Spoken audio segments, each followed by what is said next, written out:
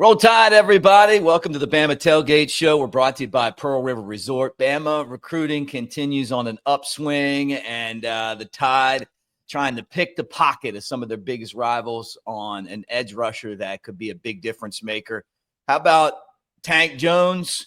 Bama in a battle for him. They could have maybe, I don't know if it'd be a number one recruiting class, one of the top recruiting classes, maybe number one. Who knows when it's all said and done. And AL.com, our own state paper, even though it's not a paper, picking Texas to win the SEC. Don't they know about this Bama team? We're going to get into all that on the show. Like, subscribe, thumbs up. Roll Tide, everybody. Here we go.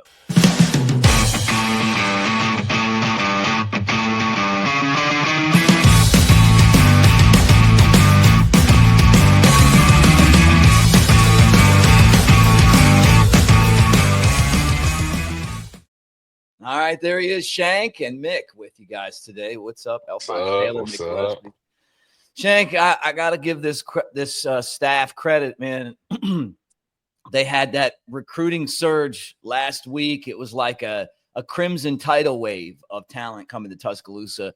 And with this recruiting upswing, they're looking at a guy that went to high school with Keelan Russell in Duncanville, Texas, to join this class. And Bama Online says he's coming. So maybe by the time you guys are watching, he's there. But how about this? Kevin Ford, the guy didn't even have Bama in his list of teams. Florida, Texas, and Ohio State. And then all of a sudden, here comes Alabama. I thought when you picked the three, you had to stick with them. I mean, this whole publicizing the final three shit is new to me anyway, because I thought you just pick your school and go there, but these kids make the rules these days. This shit's changing every year, dog. Every year. I think I seen somewhere like see the fucking middle school kid do a do a signing graphic. You know what I'm saying? He's just like, what high school am I going to? It's just like the game's watered down now, man. It's watered down.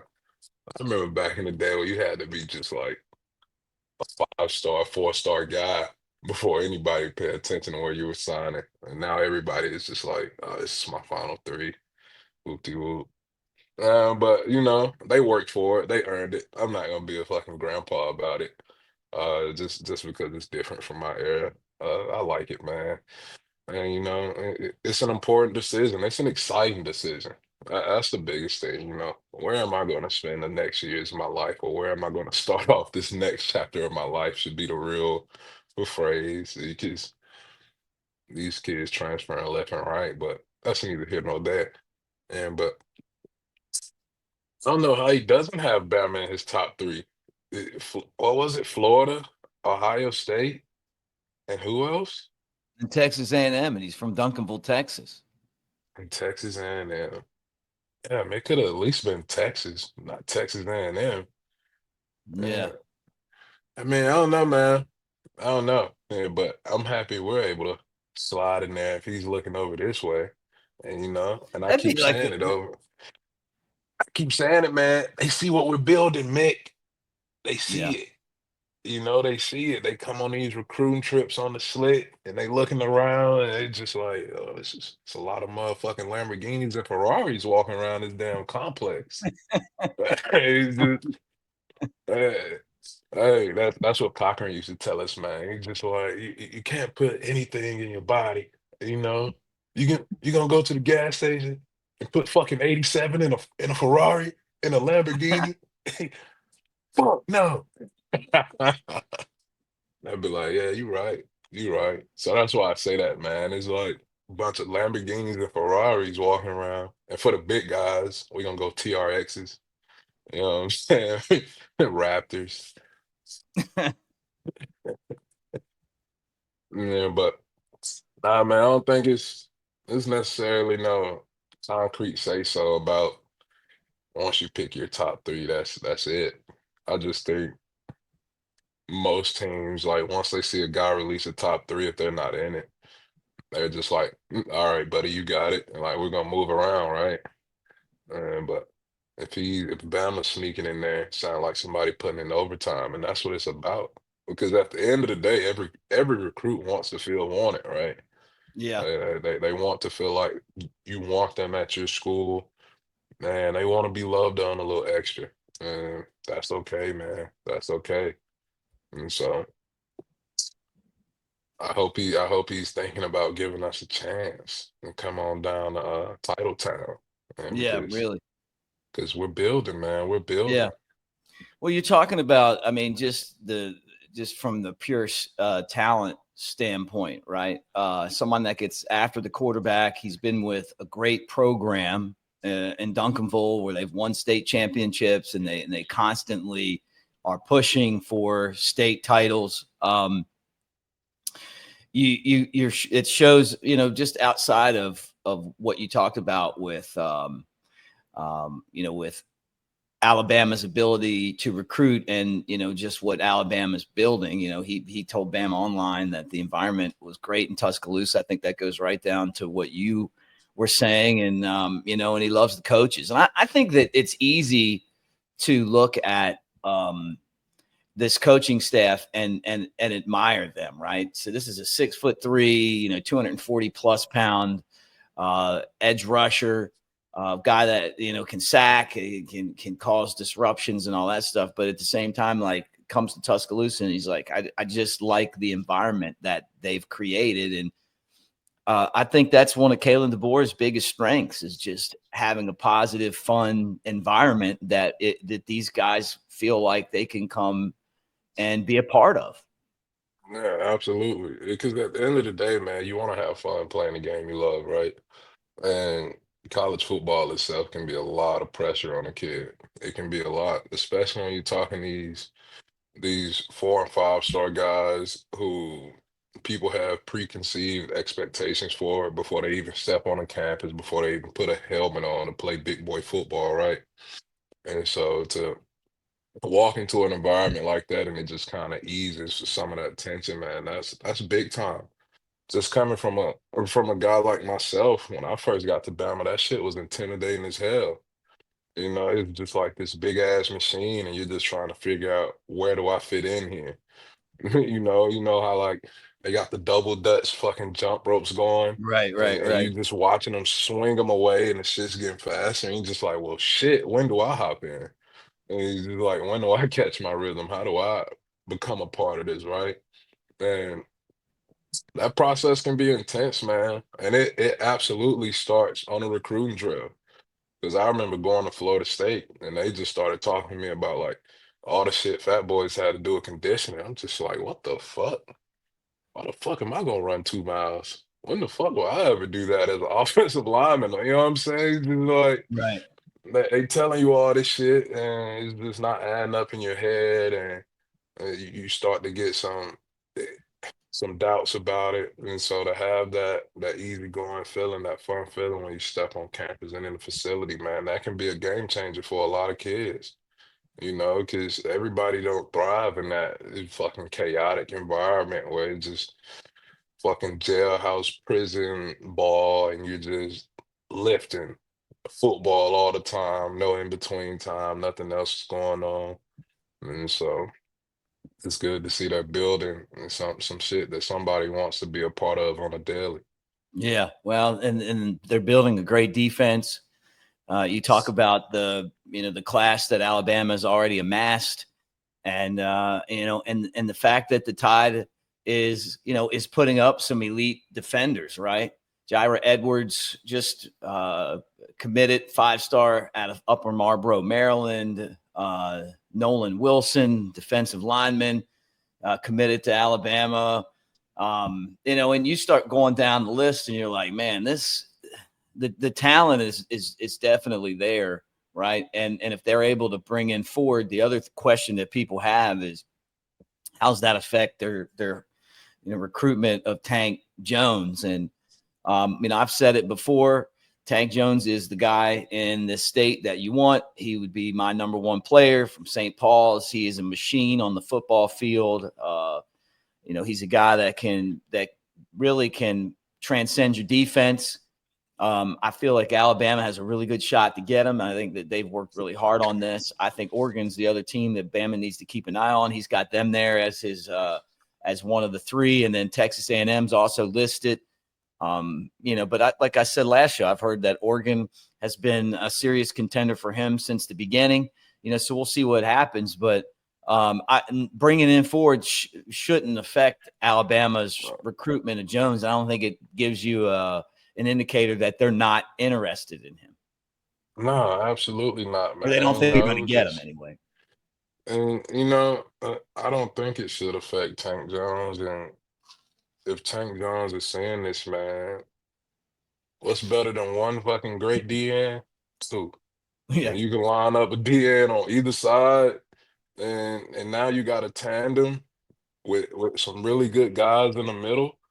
Hey, that makes for a fucking just absolute beautiful masterpiece. Yeah. Because that's gonna take us back to them Bama days where fucking quarterbacks had 2 seconds, 3 seconds tops to get the ball off. And because all we're sending is three or four, but they're just absolute specialists in what they do off the Yeah. edge that nobody can fucking block them. And so, Well, you and played with all, guys like that. I mean, not to interrupt you, but go back to what you were dealing with.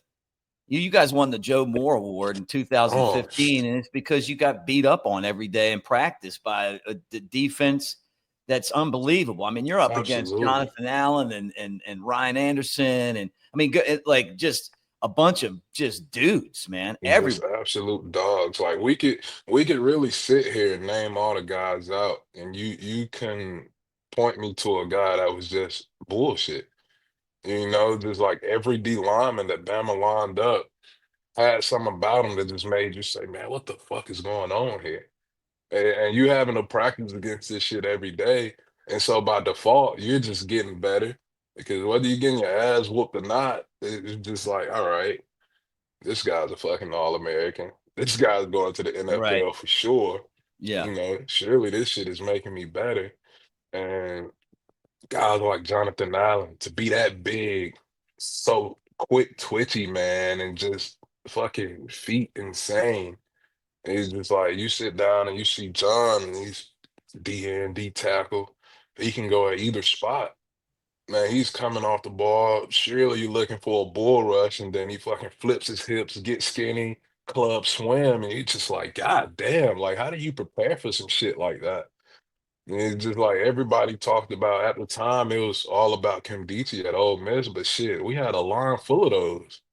It's just like we had a line full of guys with that same fucking tool bag, and it was just like you see guys like Deron Payne come in, 300 pounds with a fucking six pack. I'm just like, what is this? Just like, are we making D linemen in the lab now? You know what Yeah. I'm saying? Oh yeah. It's just like, but you need that type of stuff, and you need it, and you got to have depth behind it as well. And I feel like we did a good job of that as well. We had guys we can interchange because we had that next man up mentality, Hmm. and so no matter when you came in, everybody was hungry. Everybody was trying to beat out the person in front of them. Like I shit you not, I'll never forget going against Ashawn Robinson as a freshman. He was a freshman, and like we go one-on-one bullets, and I'd beat up on him just because I had the experience and the technique over him. Dog, within like a year, I was having to take him more serious than ever because he hit that weight room and he had gotten even more stronger, even more quicker. Now I'm just like, dog, this shit unfair.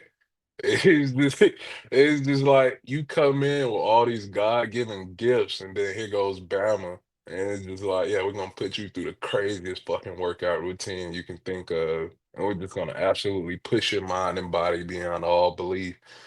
And it's gonna turn you into a fucking monster. And that's what he was. That's what he was. He like come off and put his hands on my chest. And it's just like, God damn it, am I really 330 out here? I don't really feel that way. You know what I'm You see saying? Tank? I mean, could Tank be one of those guys? I mean, like Absolutely. there's got to be a comp out there for what he could be at Bama if he comes Man, to I'm Bama. If telling you, if you Oregon look gets at him, they're getting a player, man. Yeah, I think he should come to Bama because if you look at Tank, he's fucking Courtney Upshaw all over again. You know what I'm saying? Just ridiculously big. But then you watch him run and your fucking jaw just drops. It's just like, no way he's moving like that at that size. Man, I think once he gets into college, man, he'll get even bigger. He'll definitely be a DN type body, that stand up hybrid rush guy that you want no fucking parts of because he's getting a running start off the edge and got a long arm of death. You know what I'm saying? He's that guy. He's that build. Like I got to see him in person and I was just like, man, what the hell is this kid? He's just like, it's a grown ass man. What they say in Bad Boys, motherfucker at least 30. He's just like, that's what he looks like, man. He's just like, damn. It's just like, it's insane to me. He's built that way in high school, man. Like, he's already ready for that next level. Like I said, I think he's a day one guy, man. And we got to have him. Like, we got to get him. I think Yeah. he'll make us that much better. Um, and my thing is, man, he could go to a place like Oregon. You know what I'm saying? Cool. And once you leave, it, you went to Oregon. You know, everything you'll have to do post graduation, you got to go all the way to fucking Eugene, Oregon. That's right. Yeah. No You know what I'm hookup from saying? Bama, baby, from Your Oregon. parents got to fly to Oregon every time you got a ball game. But hey, if you stay down here in the neighborhood, it, hey, you go to Bama, you don't even have to pan out, and they gonna love you forever. You know what I'm saying? Because you stuck with the home team. You stuck with the home team. You tried to build your legacy here. Hey man, you'll be able to go on campus anytime you want. Your family can drive up anytime they want. Y'all don't have to go all the way to Oregon every time. You know what I'm saying? Like, there's merit in that, man. I was talking to somebody the other day about my decision flipping from Florida State to Bama. And I'm just like, after football, do I plan to live in fucking Tallahassee? You know, like, do I plan to live in Florida? And still then, depending on what part of Florida you live in, I don't give a fuck about Florida State. No offense. And just Right. like if Yeah. I move Yeah. back to Mobile, it's like, oh, would you graduate from Florida State? Like, motherfucker, Alabama was right there. What are you Yeah. Right. doing? Yeah. You Ask know Coach what I'm about saying? that. You know, Coke is the perfect example. Like he Yeah. got him a natty at Florida State, but shit, he got him one at Bama. Ask him which one means more. Yeah. Right. And Well, you know it. you know, it's easily said. It's just like it's a lifelong commitment once you go to Yeah. Bama because people gonna love you forever, man. And Well, and it's worked like that for me too. I didn't play football, but I mean, in yeah, broadcasting, you just run into Bama people, and they've helped me along the way. Even when my nephew I said, hey, don't ask me where you want to go to school if it ain't going to be Alabama because I'm going to convince right. and he loves it. Like And it's so the it was a great craziest. decision. But it's that, man. There's a camaraderie that we have, and it's not just in our state, but it is in our state. But you go other places too, and we just take care of each other, man. We It do. really is a great place. I mean, not just the university, but the connections that you make and the camaraderie that we Absolutely. have. And yeah, so we'll It's a see. true You're right. brotherhood. Oregon's so far away. I'll tell you what it is. He probably really likes the Oregon coaching staff. He probably has a great connection with the head coach. He's a defensive Mm, guy.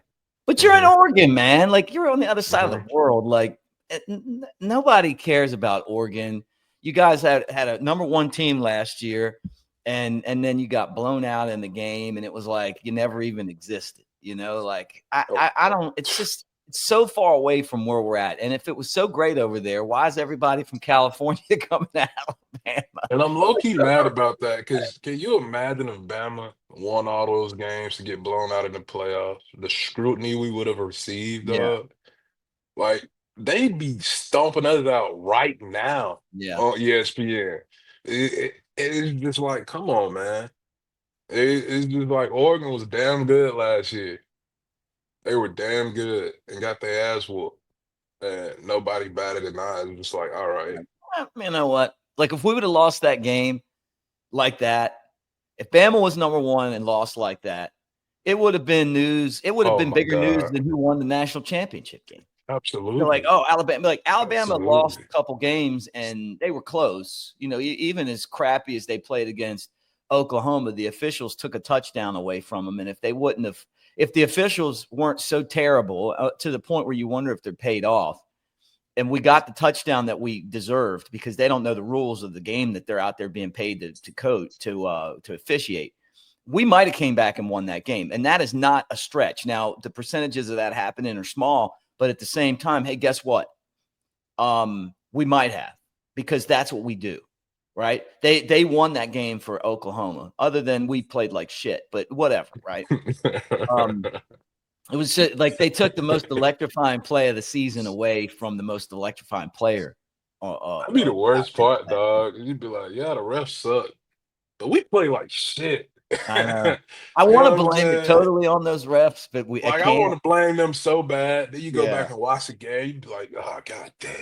Milrow Suck. looked so bad in that game. Like, and you guys, I mean, like when Ryan introduced me to Milrow, he's like, hey, Mick's one of your biggest fans. Like, I am, right? I was, and I still am. Like, I want him to have a great career. I Yeah, really like him and I yeah, appreciate him so much, like from the bottom of my heart. Because when I was pissed when I was watching those coaches leave and take all those defensive players away and just yeah. try to gut our program and Lane Kiffin sliding over trying to get our guys and Auburn's up there and Kirby and all that. And I appreciate him for that. But you got to be able to maintain that focus, Yeah, right? And you got to get better in that position. I yeah, mean, it's one position that everything kind of relies on. And the way that he finished his career at Alabama, and particularly that game, was just not indicative of his best, and that's the thing no, that bothers me the most about that season, is because he could have won a national championship twice. twice, And twice. and and and if he would have played better in those games, we could have won a national championship twice. Something like the Michigan game and the Rose Bowl, him running tentatively and going sideways. Look, man, dude, look at you. Give him a coker. Yeah, And then yeah, and yeah, that yeah. Oklahoma game, it just looked like he looked so defeated. But then you see that there's a whole other side of him. Georgia game, LSU game, where you just know this guy's got an extreme amount of talent, right? So it's frustrating to see that. But the way that season ended last year was so disappointing. And that game, man, God, I'd love to blame the officials, but I can't. Absolutely. Yeah, we can't. We can't. No, We no. we play like ass. Ugh, it's We terrible. play like ass. I'm not Well, let even me gonna tell get you, started on the play calling. no, and that's right there with it. And I think Hmm. that'll be a lot better this year, Yeah, right? I mean, absolutely. really, like, and Absolutely. if that to me is what I'm most excited about, is having a play caller in Ryan Grubb that's able to basically dissect defenses and attack Yeah, defenses. It felt like last year there was times where we just didn't have an answer. And that was one of those games. yeah. Vanderbilt was one of those games, right? Mm, And we scored points, but it just felt like we never got ahead in that game, right? yeah, it always felt like we were doing things in hopes that they work and not knowing that they would work. You get what I'm Right. saying? Yeah. Yeah. It's just like it felt like every play we called was damn near Hail Mary because you scratched your head a few times. Right. It's just like, where's the run game? Like, when are we going to establish that? We've thrown the ball a lot. When are we going to switch gears and just start Yeah. trying to bully people? Man, last year you go back and watch the LSU game, you're just like, holy shit, we can still run the ball, right? Right. You know what I'm saying? And then we abandoned that type of commitment to the run every game after that. And it just didn't make sense to me. Milrow had absolutely his best fucking game of the year against Yeah. LSU. Right. Why? Because we kept the play simple, we ran the ball, you know what I'm saying? And we were committed to the run game. And so it's no surprise we had the type of success that we did. Yeah. Granted, it was raining, so we had to run the ball. But if we can do that in the rain, you get what I'm saying? Just Yeah. like, why Right. can't we do Yeah. that on a normal Saturday? Yeah. And Right. like, Right. Right. Well, and it's so raining it for was a both teams, man. And it's like yeah. why we got a good running attack, and we can. But Yeah, I agree with you, man. I know exactly where your point is, and I'm right there with you. yeah, If you're watching that shit, it's like, what? We're in shotgun. Trying to throw the ball. It's pouring down rain. He can't even catch the ball right now. Like Yeah, all we just need to have him run the ball. You know what I mean? Like absolutely. just put everybody at the Absolutely. line of scrimmage like Oklahoma did to us and play like that kind of backyard football, you know? Right. Right. Uh, No, that's facts, man. It yeah, just we gotta find something to stick to it. I don't think we had an offensive identity last year. no. And, we didn't at all. Like that was nothing I felt like that we committed to and we were good enough at that if we ever got into a slump, we can fall back on this and Right. we can commit to this certain play style until we figure it out, right? Yeah. And the issue was we get into slumps and we kept trying to throw ourselves out of it. It just pass after pass after pass, and we're behind the sticks and starting off 1st and 10 pass incomplete. Next thing you know, it's damn 3rd and 10 all of a sudden, right? And now they know we have to pass the ball. Right. And we got into so many situations like that where it's just like, damn, a 1st and 2nd down run of a gain of 2 or 3 could have put us in a whole better spot because fucking Jalen Milrow at 3rd and 5, you gotta stick true to what he can do. He's a true Yeah. dual threat. And I like him way better in 3rd and 5 than damn 3rd and 10 plus. You know what I'm saying? Yeah. And so we did a lot of that last year, and it was just hard to watch, man, because I don't think we chained plays together very well. No. It was In the just games like, where in the games where we were backpedaling, we never figured out how to go forward. no, And that was something that Nick Saban always seemed to figure out. Like there was going to come a point where we were going to get momentum going in the right direction. And we just never did that. And that wasn't very Alabama football-esque. And I no, guess that part of that is kind of which is why I used to say it reminded me of Shula days, because there was times where Shula they just couldn't figure it out. Saban never had that. That's why he's the greatest of all times. But you know what? DeBoer, you're paid a lot of money to figure that out. no, You're no, paid like Saban. You guys got the same salary. So, I'm not saying you're ever going to be Saban, but now you got Ryan Grubb there, and I feel a lot more confident that they'll figure that out. I guess that's why I'm pretty excited. Guys, let me tell you this too. Super excited about Pearl River Resort over in Philadelphia, Mississippi. The Azaleas, the Oaks, two amazing courses at Dancing Rabbit Golf Course. It is the Augusta you can play. And I know we watch a lot of golf this time of year. Shank's a golfer. He's a hole-in-one machine over there playing golf in Fairhope, part of the Senior Bowl golf tournament with Coker and the rest of the gang. You guys can go to Pearl River and play an awesome golf course, and you don't have to have a membership. It's an hour and a half from Tuscaloosa, 2 and change from Birmingham. It's not far from where we're at either, down here in LA. But look, take advantage of the fact that you don't have to have a membership. You want to stay up there, you can actually rent rooms in the clubhouse, and you get a golf cart, and you can ride over to Silver Star, Golden Moon Casino. You can do the sports book. You can play table games and slots. You can go to Philip M. Steakhouse. There's a water park there called Geyser Falls, Lazy River, all that fun stuff. Acts, bands that come in constantly. The summer schedule even includes Jeff Dunham, the comedian. They have a spa. They got everything you need at Pearl River Resort. All right, Shank, final thing on today's show. what we got? AL.com's panel picking Texas to win the SEC. And I love AL.com. What They the? were bragging about picking Georgia last year and getting it right. And this year they're picking Texas to win the SEC. Mm, mm. Yeah. Your home damn news network don't even rock with you. That's some shit there. Like, we can't get no blind faith from the panel over here. You know what I'm saying? And then we go win it all. Y'all gonna want all the interviews. You're gonna want to release all these stories. You know what I'm saying? Well, y'all take that shit to Texas and ask them how everything went after we whooped their ass this year. Right. And I'm standing on that because Jesus, man, if the home paper won't believe in you, then what? Then what you got, man? Yeah. What you got? You know what I'm saying? Who the hell went all the way to Texas and watched them practice and decided like, yeah, Arch Manning's gonna be that fucking dude. They are hyping up the Arch Manning machine so I'm much, so sick of right? that, man. Because if he was Um, so damn good, why didn't he play last year over yours? yeah, Who right. was a fucking whatever round drafted quarterback? You know what I'm saying? Just Yeah. like, man, like, come on, man. I'm starting to see what's going on here. They're pushing bullshit to hype up the season because Arch, man, like no hate against Arch, but there's so many great quarterbacks returning in college football this year. And there's so many guys that have sat and waited for their chance just for just to be overlooked because his last name is Manning.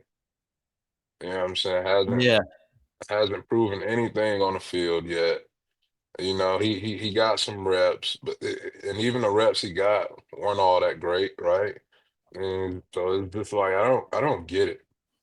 I don't get why the overhype machine has to be what runs college football. Like there's so many good players that are good right now that should be talked about right now that we can get into, but folks are stuck on the Arch man, and then it's whatever, man. We'll see. I'm going with my boy Ty. I'm taking Ty Simpson. I don't Tyson. care what nobody say. Yeah. I'm rolling out. And it's just like the same way Mac Jones had to wait his turn, and when he got it, he showed his ass, even though it was during the COVID area and it was all SEC play. But shit, who wants to play an all SEC schedule? Shit's not easy. Yeah. You know what I'm saying? It's dog eat dog down here. Man, people can say what they want. Yeah, but fucking AL.com. They got Georgia. They got Georgia too, a slight second, and they got Alabama a distant third, LSU fourth in the prediction machine. They got Ole Miss fifth, Florida sixth, South Carolina seven, Texas A&M eighth. They got Tennessee 9, Oklahoma 10, Missouri 11, Auburn 12, Vandy 13, Arkansas 14, Kentucky 15, Mississippi State 16. If Auburn comes in that low, this is the last thing. Okay. Your former teammate called out Hugh Freeze. Basically said he was full of shit. Bama legend. Headlines on AL.com, Holy, which is pretty funny. And I told you holy. before the show, I'm enjoying AJ McCarron on his podcast because Yeah. he just does not give two shits. He will say whatever the hell he wants. Hey man, And I love it. And I love it for the and record. I love it. I gotta rock with him on this one, man. I gotta rock with him on this one because what have they done? What have they done during his time there? You know what I'm saying? Like their biggest accomplishment is the wide receiver they brought in. You know what I'm saying? That was being recruited along Ron Williams. But other than that, what have they done? They don't have a quarterback. Defense is shoddy. You know, and I'm not even gonna get started. But Hugh hasn't shown me anything since he left Liberty. Honestly, Yeah. if we keeping it a buck, man, AU as a whole. That team hasn't shown me anything, man. It's just like I remember the days where we would talk about kids choosing between Bama and Auburn, you know. And but now we got kids choosing between fucking Oregon and Alabama. Like, damn it, Auburn, fight back. It's just No, like don't fight. fight back. Nah, No, don't. fuck that. Fight back. Like, like You're do waiting until something. August 1st. It's like, God damn, man. Like Hugh, I think Hugh was on the hot seat because of They don't fucking, have any money to pay him to get rid of him. oh yeah, because they did that bullshit with the last head coach, didn't That's they? right. That's tough. What He's was got his a huge name? buyout. Harson, They're stuck Brian with him. Harson. Yeah, He yeah. just They stuck with him. And he's been a good coach everywhere else. But you know what? This isn't Liberty, and the SEC's changed. And with and honestly, when NIL he beat money, Bama everybody's back in got the day, players now. that's a fact. I feel like even when he beat us back in the day, that shit was lucky. Yeah, it was. He tip ball catching motherfuckers. That's some bullshit. It's I it's swear. Auburn Jesus is a real thing down on the I corner. swear. I have some of the most fucked up losses on our Bama record. It's just like you go back and watch. It's just like, oh, tip pass touchdown. Like you sons of bitches only like y'all only good at the luck game. Like, come on, man. Yeah. You fucking tip balls for See, the touchdowns and last time shit. they beat us, remember Bo Nix was quarterback and they had the tip balls and that Yeah, weird thing at man. the end of the game where they like did where they faked the punt and then, the timeout and then all the runoff. And it was like, look, I don't know what just happened because I don't know like what's going on, but they engineered one. And then after that, boom, boom, boom, boom, boom, 5-0. Right. Yeah, it's just I like, go like this. It should go boom, boom, boom, I'll leave it at that today, Sean. Roll Tide, man. Great hanging with absolutely. you. Show's brought to you Always. by newlifeart.com. Brand new print out. I love it. It's called Buzzer Beater. It's got Mark Sears beating Auburn down on the plains with two of the Bama and Auburn's all-time best basketball teams going head-to-head. And it doesn't do a lot of basketball prints. You guys better get it signed up. Better do it because the Antoine Petway print, the put away, he didn't make a lot of those. And it took me, and I'm being serious, it took me years to get it. And it was a big sexy Elmo that found it for me and secured that. It's the prize of my Daniel Moore collection. Shank, when you've been in studio, I always point that one out because I always wanted that when I was sitting courtside for that. This one right here, Mark Sears, the best player we've ever had, and took Bama to the Final Four, the Elite Eight, made Bama a legitimate contender and an SEC champ, did Nate Oates. So that's available right now at New Life Art. Also, all the great classics there as well. Some teams that Shank was on that won championships. Bama has a collection, Nick Saban prints, all at newlifeart.com. And our promo code, Bama Tailgate, gets you 20% off when you check out. And then finally, we're brought to you by Pearl River Resort, Philadelphia, Mississippi. The Azaleas, the Oaks, talked about it already. Dancing Rabbit Golf Course is the Augusta you can play. All right, guys. Hey, we'll talk to you again next week. Thanks for being here. And roll Tide, everybody. Roll Tide.